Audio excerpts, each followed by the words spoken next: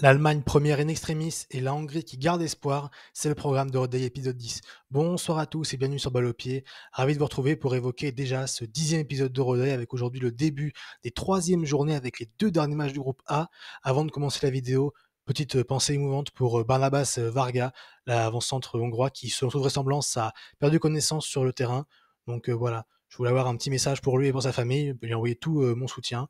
Je sais que c'est pas grand chose, mais bon, c'est déjà ça et on espère qu'il s'en sortira. Alors, au de cette vidéo, je n'ai pas plus d'infos que ça, donc voilà. Tout de même, une petite pensée pour lui. On va tout de même essayer de parler de ce qui s'est passé ce soir sur le terrain, en commençant par le match entre la Suisse et l'Allemagne, qui devait déterminer qui allait finir premier de ce groupe. On avait la Suisse à 4 points et l'Allemagne à 6 points. Il était question un temps de savoir si, par exemple, l'Allemagne allait faire tourner ou non, mais le fait est que les deux équipes ont vraiment joué le coup à fond. Ça s'est vu dans les compositions d'équipe avec l'Allemagne, avec son KE3-1 classique, le même 11 que face à l'Écosse et face à la Hongrie, avec toujours Kai Havertz en numéro 9, Virs Gundogan Musiala devant, et Jatanta et Rudiger en défense centrale, même si on sait, du côté allemand, il y avait 4 joueurs potentiellement sous le coup d'une suspension pour les huitièmes de finale, et on va voir que ça aura son importance durant le match. Du côté de la Suisse, on a fait tourner du côté de Yakin avec Mbolo titulaire, Rieder titulaire à la place de Vargas, Endo lui était titulaire comme lors des matchs précédents, milieu de terrain un petit peu classique, une défense classique également avec notamment Akanji qui encore ce soir a fait un match exceptionnel, on aura le temps d'en parler.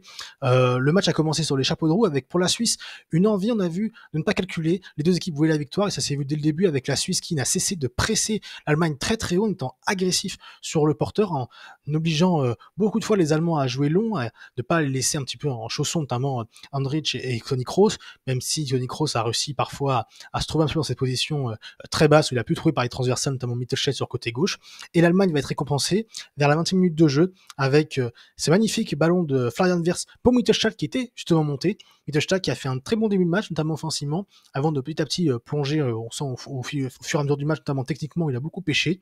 Là, il va magnifiquement monter, centré au point de pénalty pour trouver Havertz. Sa balle va être un petit peu contrée, ça va finalement trouver Musiala, mais ça va être dégagé. Il me semble que c'est par Abischer que ce ballon est dégagé. Ça va venir dans les pieds de Florian Wirtz qui va décaler Hendrich, au milieu de terrain, qui était un petit peu monté. À l'entrée de la surface, il va faire une frappe flottante qui va tromper Yann Sommer. Yann Sommer qui d'ailleurs n'est pas exemple de tout reproche sur cette action, notamment avec un rebond qu'il juge mal. Ça fait donc 1-0 pour l'Allemagne qui lance parfaitement son match.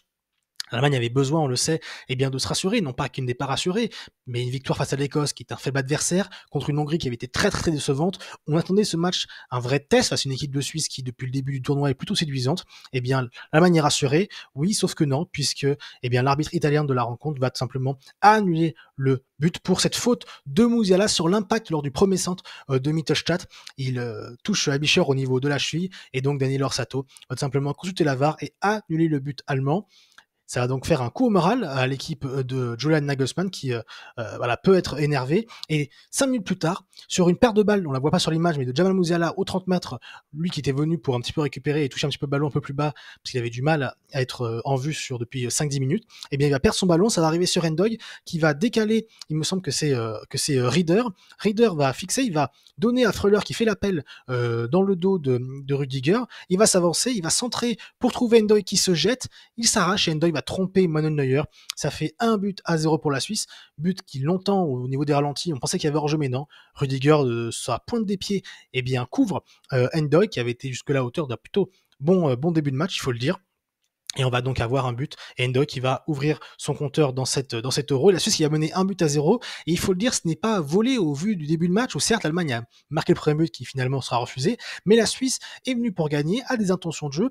On utilise beaucoup le dos de Rudiger qui est beaucoup plus lent que Endo, qui plusieurs fois a failli l'avoir. Et d'ailleurs, même 5 minutes après, on va avoir Endo qui justement sur un ballon long va passer devant Rudiger qui ne peut pas vraiment faire faute. Et Endo va s'arracher pour frapper pied gauche au 20 mètres. Ça va frôler le poteau de Manuel Neuer.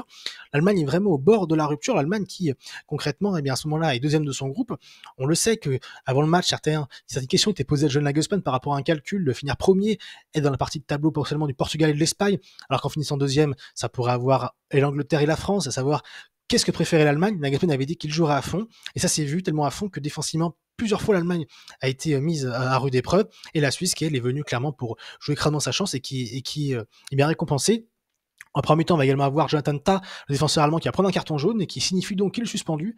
C'était le risque, mais Nagelsmann l'a pris et Jonathan Tah l'avait dit également avant le match que c'était pas un problème pour lui, qu'il jouera à fond comme d'habitude. Le fait est qu'il prend un carton jaune et qu'il sera absent pour ce 8e de finale. On verra contre qui juste après, parce que maintenant le tableau, on le connaît avec la fin de ces matchs. Et donc, en deuxième mi-temps, l'Allemagne va pousser, la Suisse va beaucoup plus, j'ai envie de dire, subir, qui va beaucoup jouer en transition, sans forcément réussir à mettre en place ce jeu de transition, parce qu'on va avoir de très bons replis allemands, notamment Toni Kroos qui veille au grain. L'Allemagne va pousser, mais à l'image de ce match, l'Allemagne eh bien, va être très, très, j'ai envie de dire, inefficace devant le but. Il y a, je crois, plus de 15 tirs pour l'Allemagne contre 4 pour la Suisse, et l'Allemagne qui va très peu souvent cadré, un Kai Havertz qui était un petit peu en vue lors du début de match et qui petit à petit au fur et à mesure du match va être beaucoup moins en vue, va toucher beaucoup moins de ballons, va pas être trouvé dans les pieds, on voit beaucoup de ballons en l'air mais il n'arrive pas vraiment à être physique par rapport aux défenseurs suisses, notamment à Akanji qui a fait un match exceptionnel. À un moment d'ailleurs en demi-temps sur Havertz il fait un retour où il tacle dans sa surface en prenant le ballon, ça a été exceptionnel, très très fort Akanji, un des meilleurs défenseurs centraux vraiment sur ce début de tournoi. L'Allemagne va faire rentrer du 109 pour pousser, et l'Allemagne va être récompensée avec ce ballon en toute fin de rencontre. On est à la 92e minute. Gundogan va décaler David Raum qui est rentré en jeu en cours de match. Raum va centrer au point de pénalty. Ça va arriver sur la tête de Niklas Füllkrug, le super sub allemand qui avait déjà marqué face à l'Écosse et qui a d'une tête très compliquée puisqu'en arrière, il va réussir à tromper Jan Sommer et va célébrer, tout comme Rüdiger, on le voit sur cette image, l'égalisation allemande qui signifie que l'Allemagne reprend la tête du classement. Il va donc finir première et surtout évite, j'ai envie de dire, une désillusion parce que après un très bon début de tournoi, un certain engouement s'était créé en Allemagne autour de cette équipe, perd face à la Suisse dans un troisième match où en plus l'équipe type était alignée et où Nagelsmann avait clairement dit que l'objectif était de gagner. Et bien ce match nul, plutôt cette non-défaite, peut faire plaisir à John Nagelsmann et à l'équipe d'Allemagne. On a vu d'ailleurs que les Allemands ont bien célébré ce but, signe que il est important pour eux de ne pas perdre.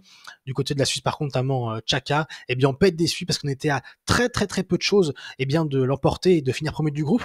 Il y a même Vargas qui marque un but à la 85e, donc 5-10 minutes avant le but de Füllkrug, mais qui est en position de hors-jeu. La Suisse qui n'a pas réussi à gérer cette phase de transition lors de la deuxième mi-temps, qui a beaucoup subi, il faut le dire, au niveau du match. Quand on regarde le match, c'est plutôt logique, c'est assez mérité que l'Allemagne accroche le nul, mais la Suisse était vraiment tout proche. La Suisse qui a fait très bonne impression, encore une fois. Je suis moi-même premier surpris, je voyais cette Suisse finir, certes meilleure troisième, mais finir quand même troisième derrière la Hongrie. La Suisse a montré un très très beau visage sur cette phase de poule, un visage séduisant avec la qualité technique, une très grosse densité au milieu de terrain, notamment Xhaka qui en a été le parfait exemple, même si ça avait été un petit peu beaucoup plus compliqué lors du match face à l'Écosse.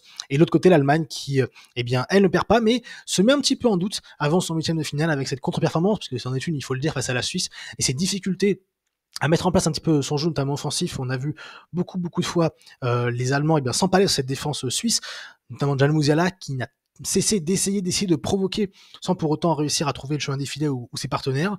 Florian Wirtz également un peu plus en délicatesse, lui qui vraiment est un cran en dessous quand même sur les deux derniers matchs, aussi bien face à la Hongrie que face à la Suisse. Et donc une équipe d'Allemagne qui quand même finit première du groupe, une Suisse deuxième avec 5 points, et donc l'Allemagne avec 7 points, on le verra au classement.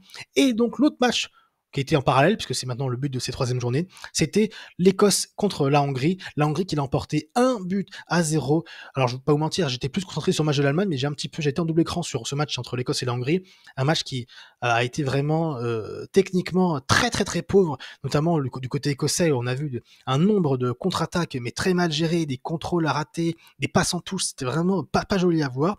L'Écosse a tout de même poussé, parce qu'il faut le rappeler, avant ce match, la Hongrie avait 0 points, l'Écosse en avait 1, et donc l'Écosse en remportant avec 4 points, on aurait pu postuler de manière vraiment, j'ai envie de dire, de manière concrète à la place de meilleure troisième. Elle va pousser, même si c'est la Hongrie qui a quand même beaucoup plus dominé ce match au niveau des occasions, notamment un poteau en toute fin de rencontre, et à la 90e plus 10 minutes de temps additionnel, oui, malheureusement à cause de la perte de connaissance de Varga, il va y avoir un corner écossais, une contre-attaque hongroise qui va aboutir à un centre de Shalai. On va voir Szoboszlai qui va s'arracher mais qui va rater le ballon, et ça va revenir sur Chabot qui avait fait l'effort à l'opposé et qui va tromper le gardien écossais Gunn. La Hongrie va donc l'emporter en toute fin de rencontre. La joie des Hongrois qui, on le verra après au niveau du classement avec 3 points, peut espérer finir parmi les meilleurs troisièmes. Mais en plus, la belle image sur ce but de Chabot, le maillot de Varga mis, j'ai envie de dire comme ça, montré à la foule, Varga qui, voilà, on le sait, aurait pu être un handicap entre guillemets mental pour la Hongrie, mais qui s'est arraché, qui pour Varga est allé chercher cette victoire, qui le remet totalement en vie dans cet Euro, puisque maintenant on le voit au niveau du classement. Alors certes, l'Allemagne est qualifiée première du groupe, la Suisse est deuxième, la Hongrie donc avec 3 points peut attendre maintenant, il va attendre un petit peu dans le stress cette place de meilleur troisième, savoir si eh bien ils feront partie de ces meilleurs troisièmes. Et certes, avec 3 points, une différence de but de -3, ça semble quand même compromis, mais on ne sait jamais parce que par exemple dans le groupe B, on a une Albanie et une Croatie à 1 point. Il n'est pas impossible que 2 équipes perdent et donc on a un troisième à 1 point. Également dans le groupe de la Roumanie, on a 4 équipes à 3 points. Donc s'il y a 2 victoires, eh bien on peut avoir aussi des équipes à 3 points en étant troisième qui ont une différence de but négative. Idem dans le groupe F où on a la Tchéquie et la Géorgie pour l'instant à 1 point chacune. Donc la Hongrie, certes, n'est pas forcément en pole position, mais il a 4 meilleurs troisièmes sur 6, donc la Hongrie va devoir maintenant attendre, c'est un petit peu le désavantage d'être dans ce groupe A, c'est que maintenant elle a fait ce qu'elle devait faire et maintenant elle va devoir attendre. Déception de l'Écosse, que je voyais tout de même, certes une année dernière, mais montrer un petit peu plus de qualité dans le jeu, et qui à l'image de ce soir a été catastrophique offensivement, c'est vraiment très très compliqué. On a que McTominay, un petit peu McGinn, à un moment donné qui fait une magnifique percée côté droit, qui remonte un peu le niveau, mais sinon c'est très très très compliqué. L'Écosse qui voilà, n'a pas, entre guillemets, volé cette dernière place, tant elle n'a été pas au niveau d'un euro. Et la Hongrie qui sauve un petit peu son euro, qui pourrait même le sauver en cas de qualification, après tout de même 2 matchs très compliqués face à l'Allemagne et face à la Suisse. Voilà donc ce qu'on pouvait dire sur le groupe A. Maintenant, regardons avec ces qualifications de l'Allemagne et de la Suisse le tableau, parce que maintenant c'est ce qu'on va regarder un petit peu chaque soir après ces 3e journées, c'est le tableau. L'Allemagne donc se retrouve dans le haut du tableau avec l'Espagne et le Portugal qui sont déjà assurés d'être premiers et qualifiés pour le huitième de finale. L'Allemagne qui affrontera donc le 2e du groupe C, qui pourrait être l'Angleterre ou le Danemark. Sinon, ça peut très vite devenir assez compliqué pour l'Allemagne, parce que si l'Angleterre fait une contre-performance face à la Slovénie et que le Danemark l'emporte, on peut très vite avoir Angleterre-Allemagne en 8e de finale. Et après, si l'Allemagne parvient à se qualifier, elle affronterait potentiellement l'Espagne et en demi-finale, potentiellement le Portugal, même s'il y a encore beaucoup de matchs entre-temps et qu'il n'est pas impossible que l'Espagne se fasse éliminer des 8e de finale. Hein. Tout est possible dans un euro, notamment dans un match à élimination directe. Donc l'Allemagne se retrouve dans le très haut et dans le tableau un petit peu qui s'annonce, le tableau compliqué, et dans le tableau un petit peu entre guillemets plus faible, même si j'aime pas employer ce mot parce que en huitième de finale il n'y a que des équipes tout de même qui ont le niveau pour poser des problèmes à tout le monde. Et bien la Suisse se retrouve et affrontera le 2e du groupe B dans lequel se trouvent l'Espagne, l'Italie, la Croatie et l'Albanie. Et donc sans doute que le vainqueur de ce match Croatie-Italie, eh bien sera l'adversaire de la Suisse, parce que oui, demain, eh bien on a ce fameux Croatie-Italie à 21h, le match pour savoir qui va se qualifier. On a d'un côté l'Italie qui a 3 points certes, mais qui avec une défaite pourrait se retrouver 3e, voire même 4e en cas de victoire de l'Albanie face à une Espagne qui est déjà qualifiée et qui certainement fera tourner. Albanie qui avait montré de belles choses face à la Croatie. Donc attention, demain tout est encore possible. Les 3 équipes qui restent peuvent se qualifier. On n'est pas à l'abri que la Croatie bien l'emporte face à l'Italie et finisse donc 2e du groupe si l'Albanie par exemple est amenée à perdre face à l'Espagne. C'est pour ça que ça va être une soirée vraiment, je le sens, un rebondissement. Il va falloir un petit peu suivre les états de classement à chaque fait, j'ai envie de dire. L'Espagne donc devrait faire tourner. L'Albanie, je vois que l'Albanie peut-être accrocher un nul, peut pas gagner, mais l'Albanie peut très bien accrocher un nul au vu des intentions. Et on a vu cette abnégation dont ils ont fait preuve face à la Croatie notamment en rejoignant la Croatie en toute fin de rencontre, et le Croatie-Italie qui s'annonce voilà, explosif. Les Italiens ont dit qu'ils étaient prêts, les Croates, eux, sont dos au mur, parce que l'Italie, elle, n'a pas forcément besoin d'une victoire, il lui suffit d'un match nul pour se qualifier au vu de sa victoire face à l'Albanie. Mais donc la Croatie, elle a besoin de victoire, donc va ouvrir le jeu. Est-ce que ça profitera à l'Italie en contre-attaque? Ce sera ce qu'il faudra voir. En tout cas, on a hâte d'avoir ces 2 rencontres qui s'annoncent palpitantes. Et donc voilà comment se termine cet Euroday épisode 10, j'espère qu'il vous a plu. Encore une fois un petit peu entaché par cette mauvaise nouvelle pour Barnabas Varga, on espère qu'il va bien. Encore une fois une grosse pensée pour lui. Mais donc voilà, dites-moi en commentaire si cette journée, cette soirée vous a plu, si vous avez été surpris, j'ai envie de dire, de cette équipe suisse qui a tenu tête face à une équipe type de l'Allemagne qui était en grande difficulté, notamment en première mi-temps. Est-ce que pour vous, l'Allemagne, j'ai envie de dire, redescend un petit peu dans vos statuts de favoris, parce que moi-même je les voyais ultra favoris après notamment ce 2 premiers matchs. Est-ce que ce match face à la Suisse vous refroidit? Dites-le moi en commentaire. Sur ce, moi je vais vous laisser. Je vais vous souhaiter une bonne nuit, une bonne soirée, une bonne journée sur le moment où me regarder. Je vous dis à demain pour le débrief de ce fou groupe B avec 2 rencontres explosives. Et en attendant, n'oubliez jamais, vive le foot.